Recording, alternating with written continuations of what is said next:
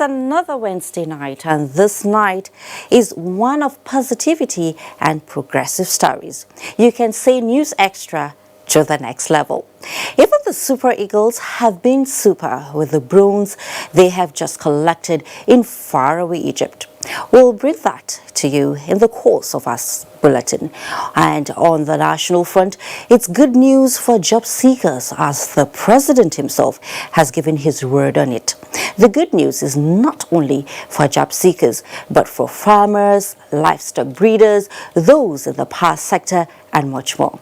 The National Assembly has been busy as the Senate confirms appointment of a new Chief Justice of Nigeria. House of Representatives moves to get the Edo State House of Assembly up and running, and NTA DG went calling. Now, there is much more from governance, economy, security, religion, sports, and of course, your weather forecast. So just sit back and enjoy the bulletin as I will enjoy bringing it to you. I am Fatima Umaruba, and this is News Extra.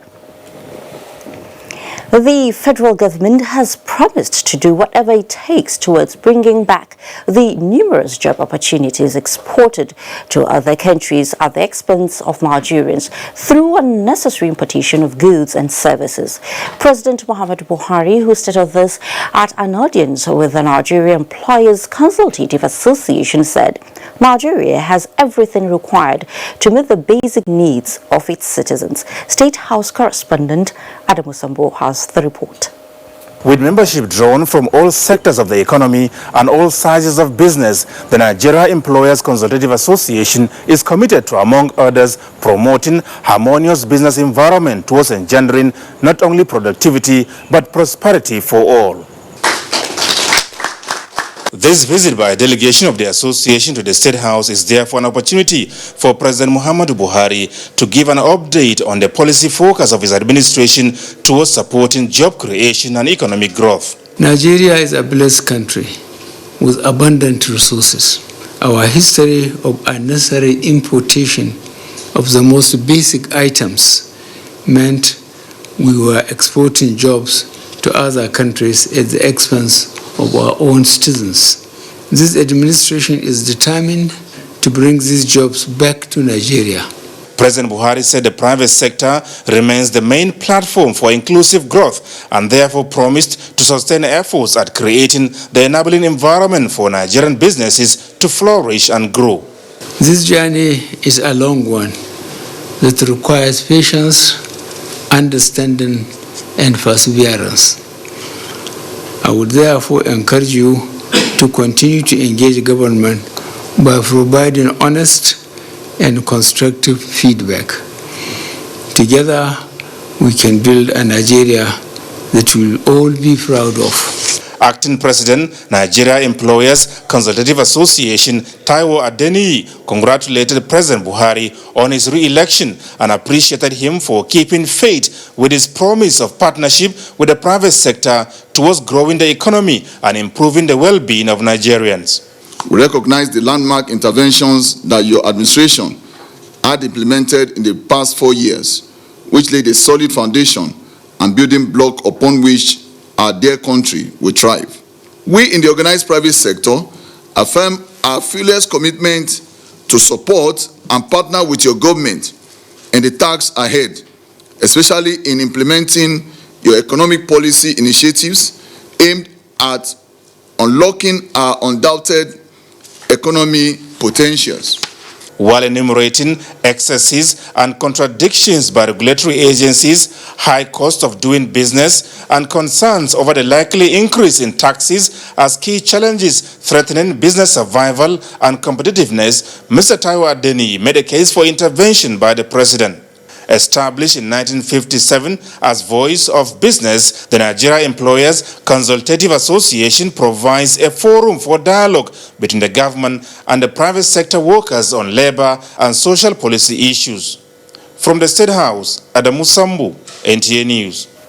On the African Continental Free Trade Agreement Nigeria recently signed to join 54 other African countries has been described as a move which can create vast business and economic potentials for the country.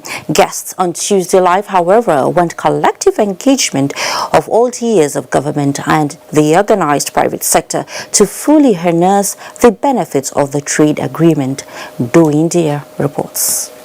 The Continental Free Trade Agreement endorsed by 54 countries in Africa as a strategic policy is to create intra-African investment, market opportunities and wider trade relations amongst member countries. Guests on NTS Tuesday Live stressed the need to fashion out a policy framework for proper synergy between the Nigerian Customs Service and the country's trade partners. They also emphasized the need to increase investment in the agricultural sector through public-private partnership such that will assist farmers expand their production capacity of exportable produce. This initiative is the best thing that has happened to Africa, because today we are going to look at ourselves now and retweak our thinking, our orientation. That means it is not only for the trader himself, but it's also for the manufacturer. It also goes beyond trade to services. The projection by President Muhammadu Buhari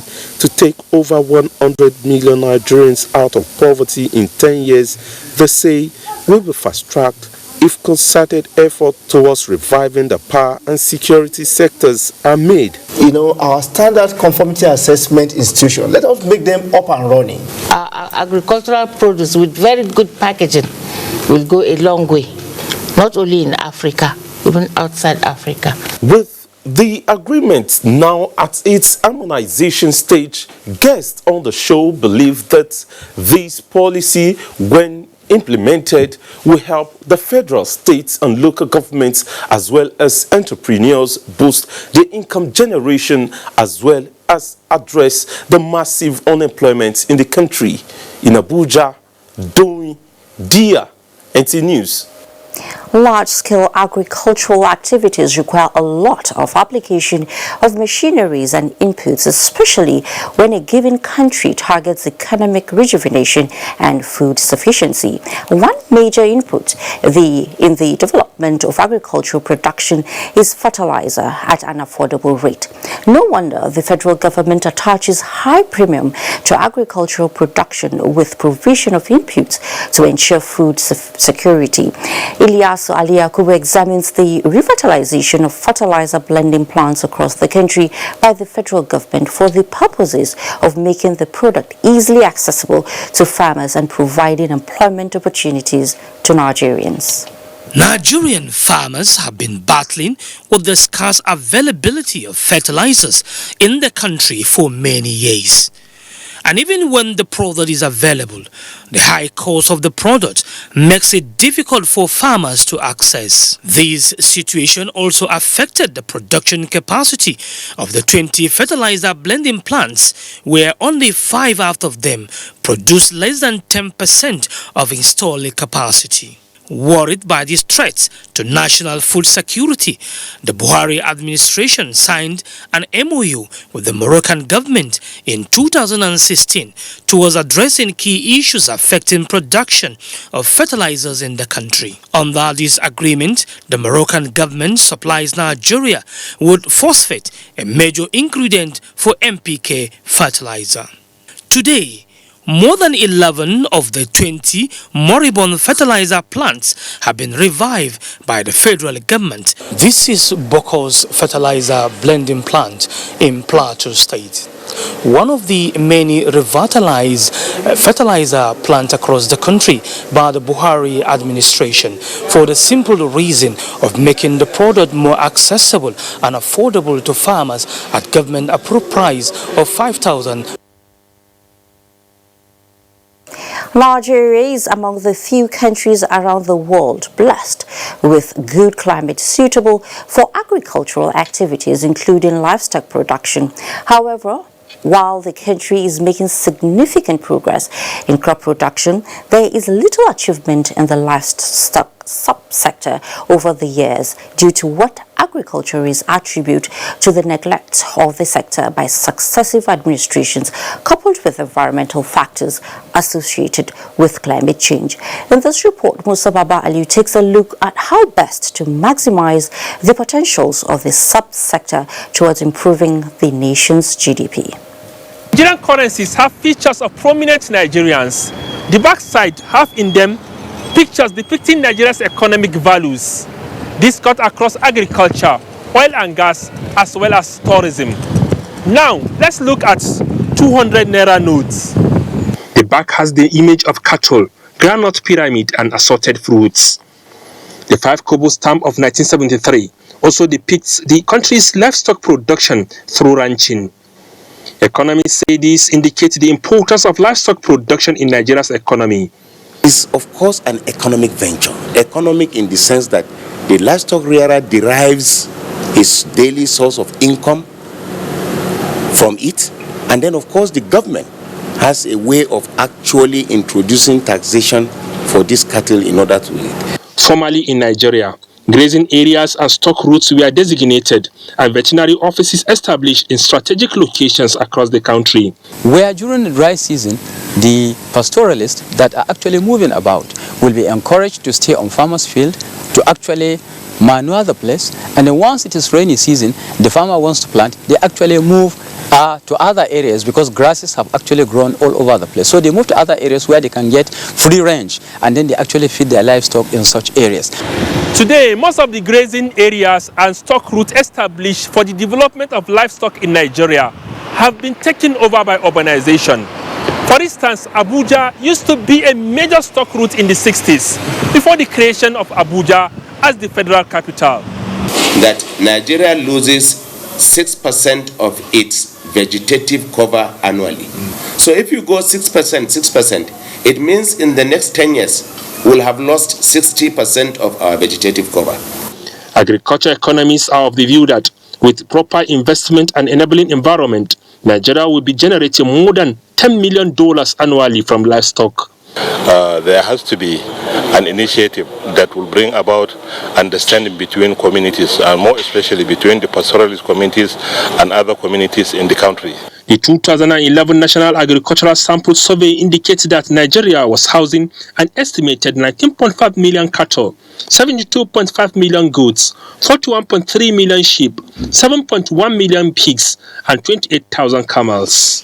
The country also had 145 million chickens, 11.6 million dogs, and 974,000 donkeys. Musa Baba Aliu, NTA News. Now, thank you very much, Musa Babali, for that information. Now, President Muhammadu Buhari has enjoined all Nigerians to ignore the recent call by the Northern Elders Forum to Fulani herders, asking them to leave the southern part of Nigeria. A statement by the Senior Special Assistant to the President on Media and Publicity, Garba Shehu, all citizens of Nigeria are free to move and live within any part of the country they please, whether or not they are originally from there. The spokesman assured Nigerians that the Buhari administration is fully devoted to finding a lasting solution to the farmer-herder clashes in different parts of Nigeria. Now, the Chairman, Christian Association of Nigeria, Northern Region, Reverend Yakubu Pam, has appealed to those fanning the embers of disunity to shield their swords and leverage on the nation's diversity to foster more unity and development. He spoke with Timothy Yusuf in Abuja. The need for Nigerians to coexist peacefully is again on the front burner, especially with the seeming increase in hate and provocative speeches emanating from some quarters. Northern Region Chairman of the Christian Association of Nigeria says Nigeria is God's creation, imploring citizens to do only the things that appease the Almighty Creator. Nigerians at this point must all agree that we must survive, we must love one another, irrespective of our differences in religion, our differences in ethnicity. We must agree to live together. And those who are even leading the drum of war I want to remind every Nigerian that if we allow it, they have the money to fly out immediately. We will be the one to be suffering, and we will be the casualties. Speaking on the gains of remaining as a single united country under God, Reverend Pam enjoins citizens to toe the line of dialogue as the only means to dispute resolution. And so we're to live peacefully with one another. He cautions that provocative and hate speeches can only breed hatred and disunity among the people, stressing that citizens must learn to shun all forms of ethnic and religious bias for the overall good of Nigeria and Nigerians. In Abuja, Timothy Yusuf,